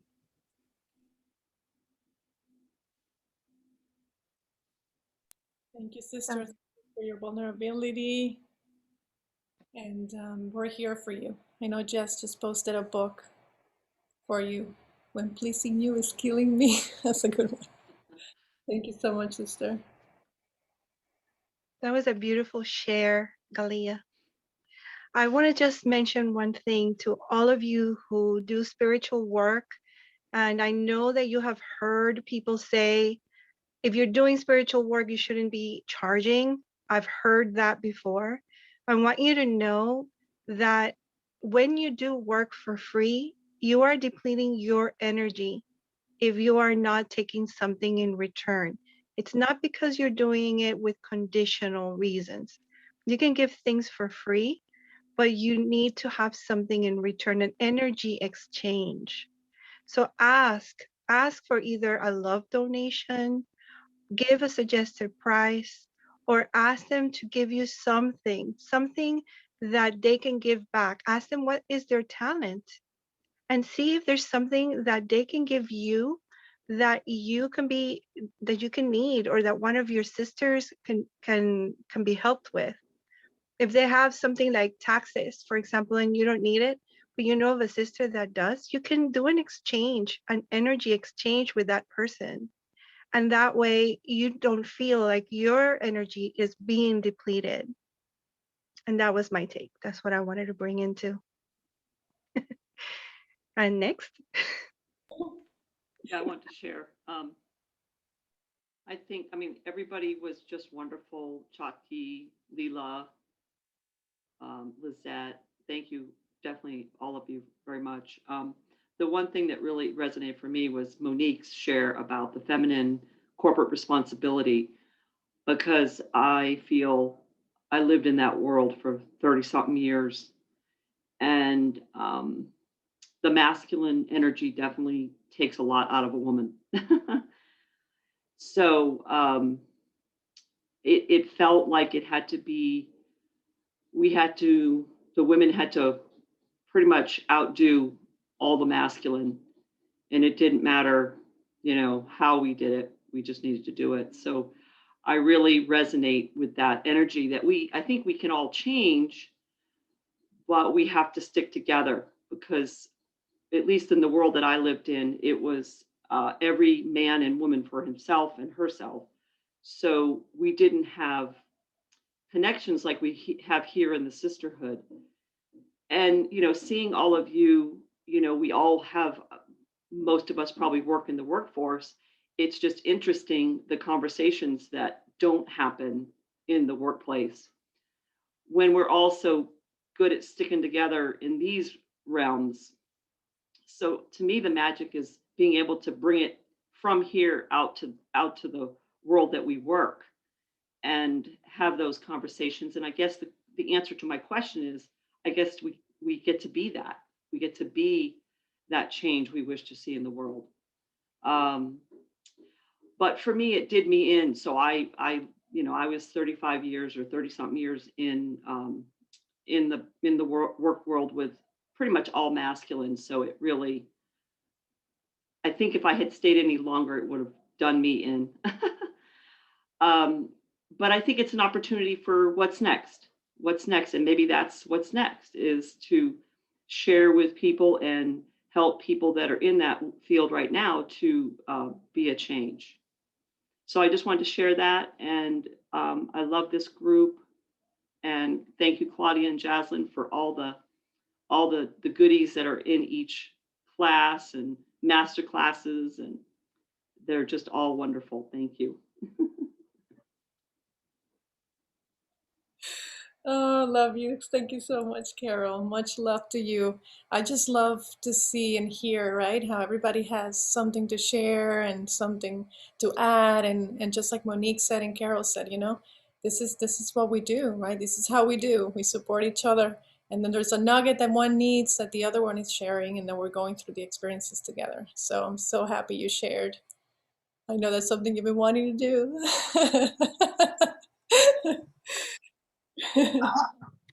Actually, let me share something too.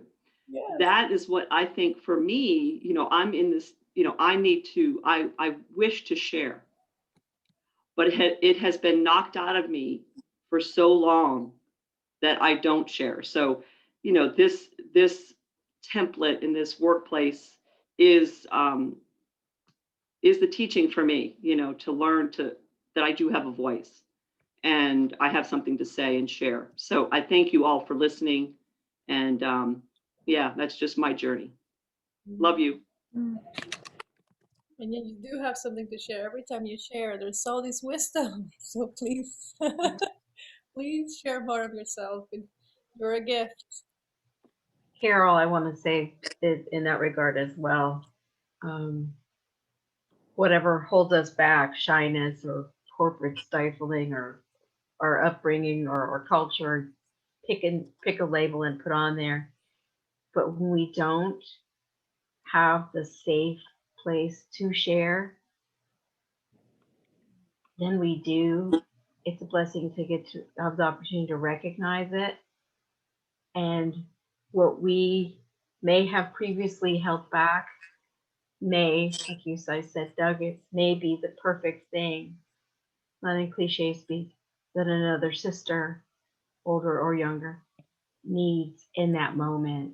And sometimes we use those terms, like I said, cliche, but I'm getting to that reality family with white-haired wisdom come later, and I'm grateful for all of you.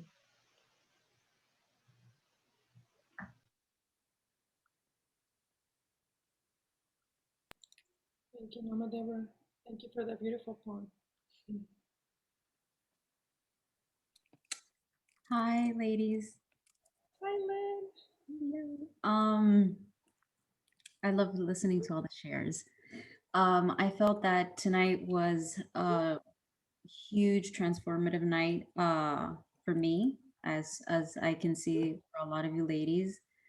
I am so grateful for Shakti and her amazing transformative meditation. I felt, you know, my heart open, and I got very much connected with my great grandmother. Very special. In addition with Lisette's also walkthrough as well. Both of you ladies, you guys really pushed me through to being connected with her. And I just want to make a quick little story in honor of her, because I feel her presence is here. I was very lucky to have known my great grandmother when I was very young, and she absolutely adored me. She loved me so much. I felt this love from her that it was like amazing. And her name was Rosa, which in English is Rose. And I'll never forget when I was little, she had hand woven the most cutest little white lace dress for a 5-year-old, like a little wedding dress with the little, I guess you could say shawl, like that you put over. It was the most beautiful thing. And I used to tell my mom, I want to wear it. I want to wear it. And I would wear it every single day. And I would go out in the sun and play and play and play. And she absolutely loved me. And she loved that, you know, I would wear the little dress she made for me. And the day when I was like 5 that I found out she passed away, I had no idea what death was. This is the very first time I was introduced to the concept of death. And she had died before her husband, my great grandfather. And I remember one night I was with my mom and we went to visit him, and he was very sad. And I remember going into the room, and I tried in my mind to absorb everything of her essence. I know she was gone, but like looking at the toothbrush, looking at the wall, like trying to remember so that I can be with her. And I get so emotional thinking about it, but I have this, as we all do, this special tie with the moon, because the night that I found out that she passed, it was a full moon. I will never forget this night. And I remember that when you know, my great grandfather and my mother were talking, I remember I was just like absorbing everything that I could from her. And I go outside and I look up, and the moon was just so bright, and so beautiful. And I remembered feeling her so much through the moon. So connected. And that is my memory of a full moon. And every full moon, I always feel her. I never got to share that with anybody. So this is the very first time I share it with you guys. It's so amazing. So tonight I felt her presence so strongly with Lisette and with Shakti. I really felt her even when we were in the circle together. And she had a very hard like childhood. It was very, very tough. And she absolutely just loved me. I felt her love, and I will never forget that. So I'm really glad I got to share. It was amazing. And I also wanted to thank Monique because that really opened my mind to the corporate world and us as women, that we definitely need to know our worth, and that our worth is never non-negotiable. And you know, me as a business owner, you know, with my own art and my own brand, I quit my job about 2 years ago. And it was what Carol was mentioning, a very masculine dominated office. The women were not nice to each other, which was very sad, because we did work really hard. We worked really hard collectively as a team, but emotions were always up and down, and we never you know, cohesively tackled the issues that come with emotion, you know, woman, whether it's you're about to get, you know, your period and so forth, which is a shame. But I quit because it was just so intense, it was so toxic that I couldn't take it. My heart couldn't take it, my body couldn't take it. I felt like I was withering away and I was deteriorating. And so I made the leap to do my own thing, and I'm very grateful. And when Lisa talks about, you know, the abundance aspect of it, that, you know, she was shooting for the 5, but she got the 10, that's where I feel right now, energy wise, that I am such in a state of abundance, because I know my worth. I know how hard I work. I know that me being an artist has taken many years of my life, sacrifice, also learning and reading, and also studying the masters, art masters as well, for me to get to a point where I am comfortable in delivering my product. I am comfortable in executing it to the best of my ability. And I'm also confident in speaking with people and asking people, what is your budget? What can we do? My passion is art. I love to create, as some of you ladies know, and I love to, you know, create for the ladies, you know, whatever comes to mind, because it is my passion, and, you know, put a lot of time and value in it. And so I'll just wrap it up, but I wanted to share that because tonight was very, very special. I felt very connected with the mother. And I thank all of you for really blessing me tonight with that experience. So thank you.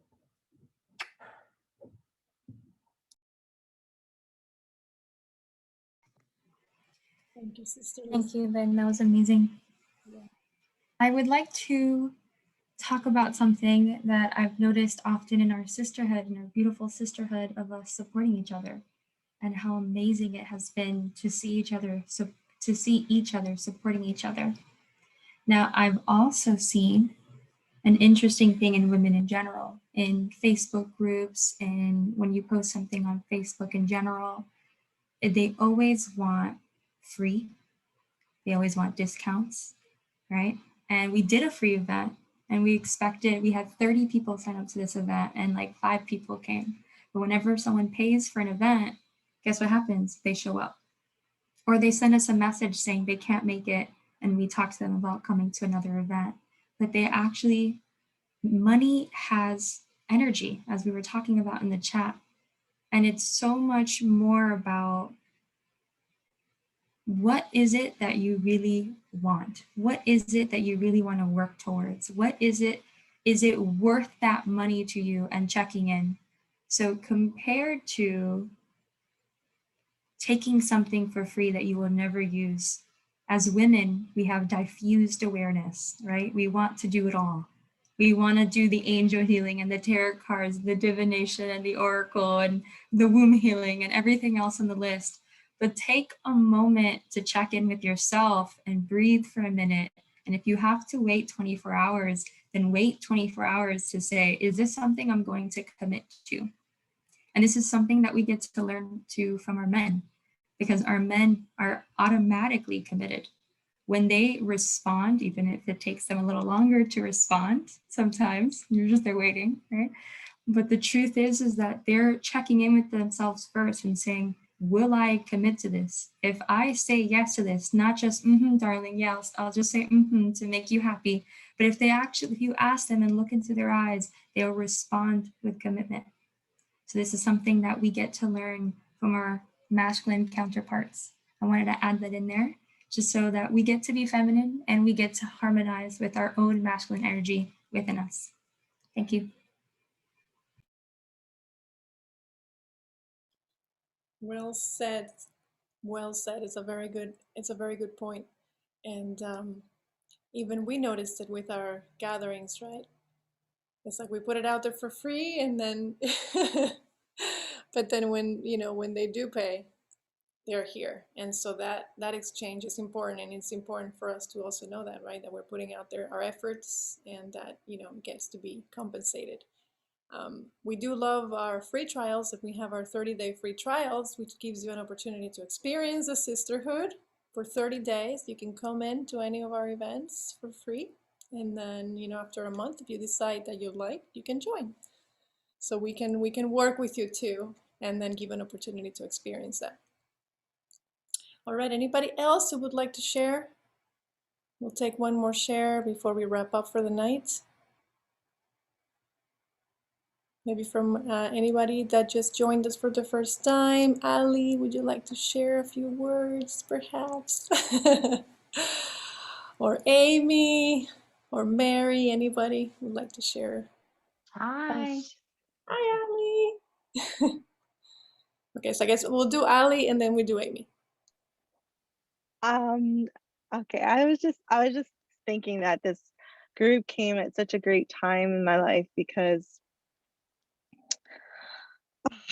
like I just I've been feeling like a calling to the goddess to bring more awareness of the goddess. Like it started about 6 months ago. I ordered a book, and I ended up getting this book by accident. I don't know if you can see it, but it's called Goddess Wisdom by Tanishka. And as I've learned through life, nothing happens by accident. And I decided to read the book, and it was like a huge eye-opener for me. And I just knew that it was the goddess calling me. And I never knew a goddess existed because I was part of a Christian patriarchy religion. I never knew anything about the goddess. And it's just like, it's just amazing that, I saw like, I don't know, an advertisement for the Red Tent Goddess came up, and I was like, you know what, I'm gonna join. I'm gonna see what it's about. And I think it just came at the right moment in my life, because I just decided to leave my patriarchy religion. And yeah, I just wanted to, so great that I'm a part of this, and people who actually that I can connect to. Yes, absolutely. That's amazing. Thank you for being here. Welcome home. Thank Welcome you. home, sister. Happy to have Thank you. you. Thank you. And so that you know, my teacher who initiated me into the Red Tent is Tanishka. So it's her lineage. Yes, Tanishka is amazing. I love her book. Oh, that's where I saw the Red Tent Goddess, because I looked up Tanishka online, and it said, and I was looking up all the local like Red Tent goddess, and yours was the one I was most drawn to. I remember now. Yes, nothing happens by accident. I love it. Even though I'm not in Florida. I know, that's incredible. Yeah, she has a directory of all the women facilitators, and I updated it recently because I had it like an old picture and it wasn't, I was like, no, let me update it. So yay, so happy you're here. That's where I found you. Amazing. Well, welcome again. We're delighted and can wait to Thank you. a little more throughout our cycles. Yes, thank you. Sister Amy, so happy that you're here. Hi, thank you. I'm so grateful for our little orbit that we've had in social media and just calling me in closer and closer. I think it's really awesome because around this time last year it was COVID stuff. I was in San Antonio, Texas, and then I came back to Florida. And before then, I was courting with a red tent facilitator who was trying to start it in San Antonio, but that obviously didn't work. So I feel like just everything has just been aligning and lining, and I'm here and I'm listening to the teachers and the women that you brought on, and I'm just like, yeah, it's so good, so good. I'm like, the messages are so crystal clear, and I'm so grateful because it just feeds my soul and it feeds my mission, and I just feel really inspired and super grateful to be here. I know some people personally. I worked with Lynn. Lynn helped me make my book. I've been to a couple trainings with some people here. I didn't know that. I didn't know Lynn helped you with the book.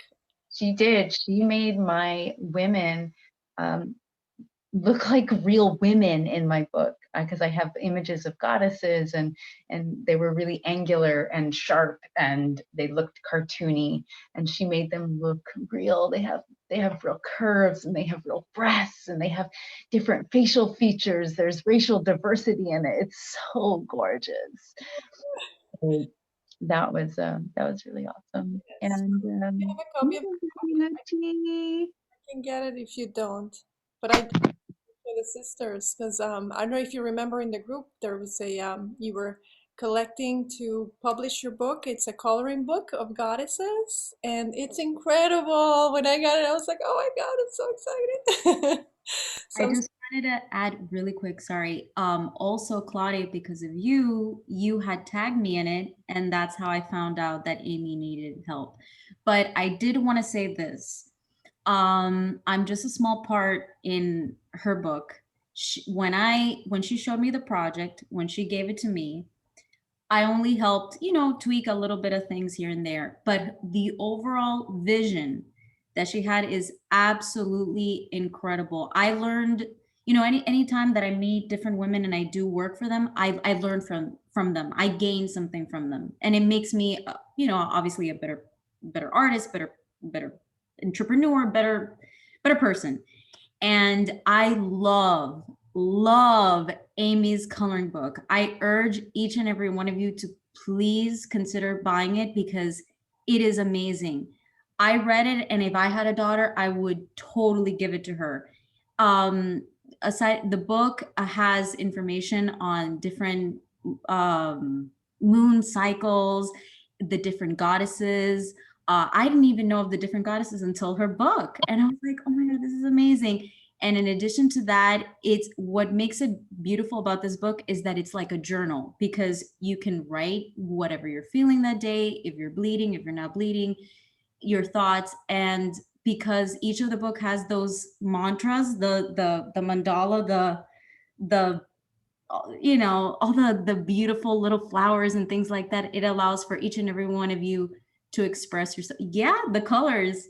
So it's amazing. I am so honored, Amy, seriously, to have been part of this book. You're such an amazing, that's her vision.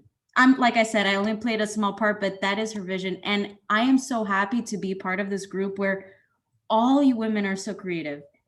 She is so creative. She literally, she handpicked when people have a vision, they're very meticulous. They're almost perfection because they see that this is going to add value to other people, especially other young women. So Amy, you're amazing. I'm sorry I always take the mic, but I get very passionate. So I'm very, very happy that I was able to help. She's amazing. Get her book. It's amazing. Thank you. And thank you, Claudia. Thank you, Jaslyn. My heart is overflowing with gratitude and just feeling so acknowledged. You're welcome, sister. And welcome. I've been feeling your energy for a while, and you know, I'm patient. I'm patient. So happy that you're here. And it's perfect because I don't know if you were here for the, you know, we're going to be launching Daughters of the Red Tent. So we're going to have a group for the younger sisters. So this book gets to be a part of it. Okay. Yes. For the girls and for us too. We're going to be shifting our new moon ceremonies, and we'll talk a little bit more about that on another opportunity, but we're going to give ourselves more downtime. And one of the things that I want us to do is color. So I was already thinking that we're going to be working with your book. So if you can share, I think Jaslyn found a link, but if you can share a place where the women can get it, that would be amazing, so that the women can get it and then we can work together each month on a different goddess. So excited. Thank you, Jaslyn. Stay here all night. So perfect. There you go. There you have it. There's a link. Any other like last burning shares? Anybody that has a burning desire to share? They must share. Are we all good? Thumbs up. Yes, thumbs up. Okay, beautiful. All right. So what I want you to do once we close our circle, if it's not too late, you can do it tomorrow morning, is I would like you to acknowledge 3 women in your life. Okay, so that can look like text, I love you, thank you for being amazing. That can be your mother, your sister, your best friend. So make sure to acknowledge 3 women in your life. And if you are in the sisterhood group, let me know once you complete, because I do want you to do this. So when you do it, just let us know, boom, I acknowledge, and then let us know who you acknowledged. Let's share some love with each other. And then I also want you to go out on a virtual coffee date with, you can choose up to 1 to 3 women. You have the rest of the month of March to do that. Women that are influential in your life, maybe women that perhaps, you know, you want to learn from, that you have some questions. Invite them for a 15 to 30-minute coffee date. Talk about, you know, if there's somebody that you admire, you know, how did they get to where they got to? You know, any advice that you may have. What would you tell your you know, 18-year-old self? You know, anything that can support you. And then do the same thing. Please let us know once you do. So I hope you enjoyed the event tonight. Before we complete, we're going to just close our eyes so we can imagine that we're holding hands together and close this amazing circle and send love, not just to our sisters that are here, but to all the women in the world, that they feel this vibration, they feel this shift, they feel the energy, the empowerment, the fire that Shakti helped us to ignite, and send that love to all women in the world. Hold that fire in your heart. And I'm just going to say some affirmations that we can take away with us. And you can just repeat it silently inside of yourself. I trust that I have the capacity to achieve my goals.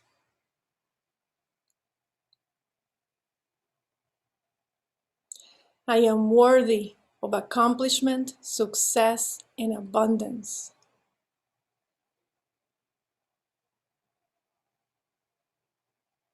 I manifest my full potential to being.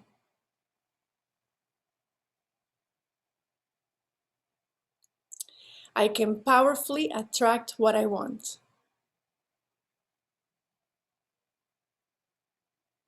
I move in alignment with my highest self.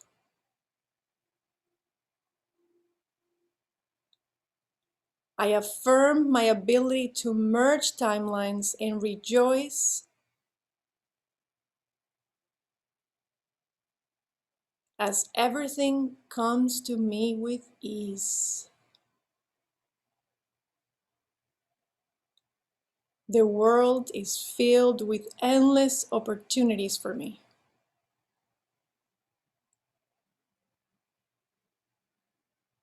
My mind is clear of self-doubt,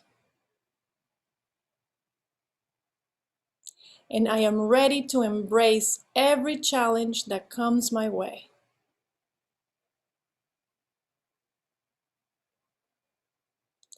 Every challenge I face is an opportunity to grow and improve.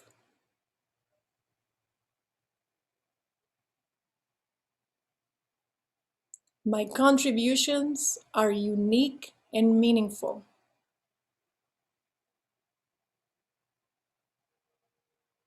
And I am enough, more than enough. With that, you may open your eyes, beauties. I send you with my love. Please share this with the world. And remember, you're powerful, you're beautiful, you're brilliant, and you're not alone. We're here together for you. Our next event, let me see, is the 25th. We have March 16th at the introduction, correct? The introduction to the Academy. It's March 16th, that's next Tuesday. And then next Thursday is March 18th. Is it March 18th or the 25th? We have March 16, introducing Red Tent Goddess Academy by Lisette and Marlou. We have March 25th, The Way of Tea Masterclass by Robin, which you girls have to sign up for because we have to get your address. She's going to be sending tea samples, okay? We have the Libra Air Full Moon Lodge, which we're going to be going into the 4 neurotransmitters and how you can eat so you can have less deficiency and more natural boost in your life, be more happy and joyful. And we have the Daughters of the Red Tent, which is April 1st, introducing Daughters of the Red Tent, which is going to be for the moms/guardians and for the teenagers. We're going to bring them all together. When is the lodge? The lodge is March 30th. I think that's the day of the full moon. Yes, and then I put the link of their event, so you can find all of our events in our calendar form also. Yay! All right, my loves, I send you with all my love. Love you all so much. Can't wait to see you again. Thank you for being here and joining us. Good night. Bye, my loves. Good night, sisters. Bye. Bye, everybody. Bye.